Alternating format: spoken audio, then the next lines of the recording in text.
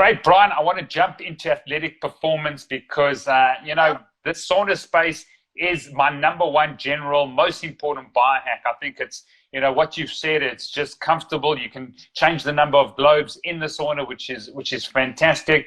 I get a lot of questions from the community about recovery and repair. I found that it's been incredible after my gym session. I'm in the sauna in the morning. It's really beneficial. There's a lot of research showing that you should do sauna before your exercise.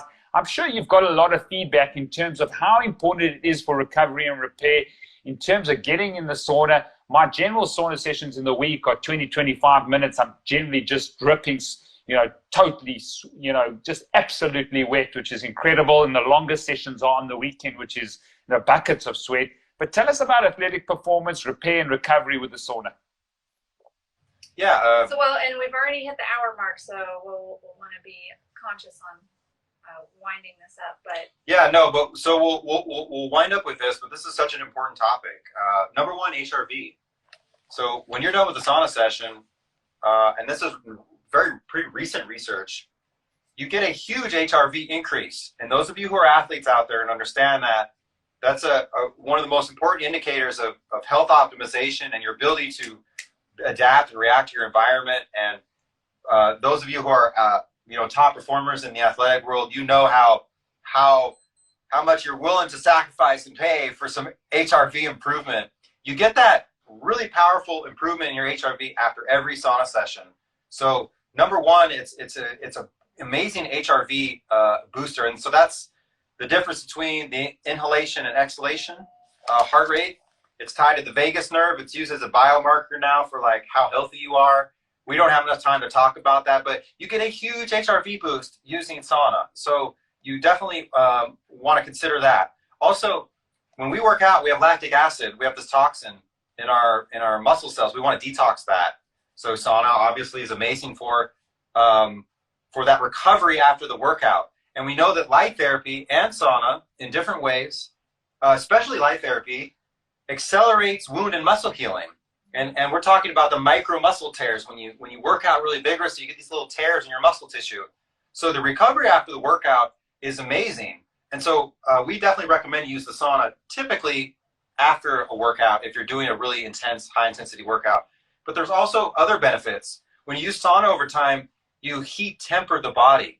You increase your heat tolerance such that, if I'm a soccer player, I'm playing out in Las Vegas and it's 100 degrees outside, I have more tolerance to that hot, intense environment because I'm tempering my body routinely with this sauna therapy. So it makes you more resilient, and it improves your endurance in general, as well as your endurance under hot, humid conditions.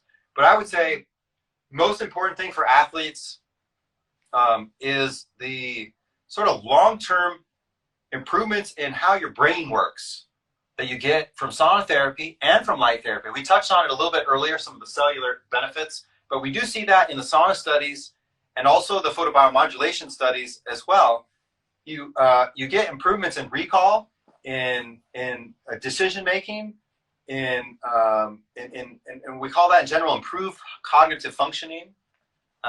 And so there's different research in sauna and for light therapy, but for both of those things, that's really the cutting edge that I think you look for most as an athlete. The athletes are out there, they're training their body, they're doing those specific workouts and things for their sport, for whatever they're doing. But what gives you that extra 5%, that extra 10%, even maybe that extra 1% cutting edge that you need?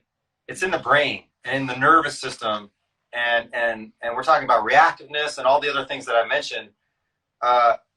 That's probably the most amazing thing that you get. And that really applies to everything. We talk about athletes.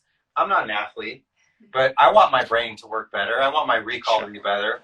I want to be able to look at, that whole crazy right brain concept that humans uniquely have, where we walk into an environment and there's 1,000 data points and we can make a decision like that and make the right decision based on, it's not a left brain thing. It's not like understanding all the facts. It's like just absorbing all of it and just making this kind of leap of faith and having that be the right decision and having that response time be minimized is invaluable. You know, you can't place money on that. Whether you're walking into an argument with your wife or you know, whatever, you have some you know, our world is full of conflicts. You know, in personnel conflicts at work, conflicts at the grocery store, and especially nowadays, everybody's like, you know, there's a lot of social antagonism going on for many reasons, and so being able to go in there and be calm and collected and do the right thing the first time,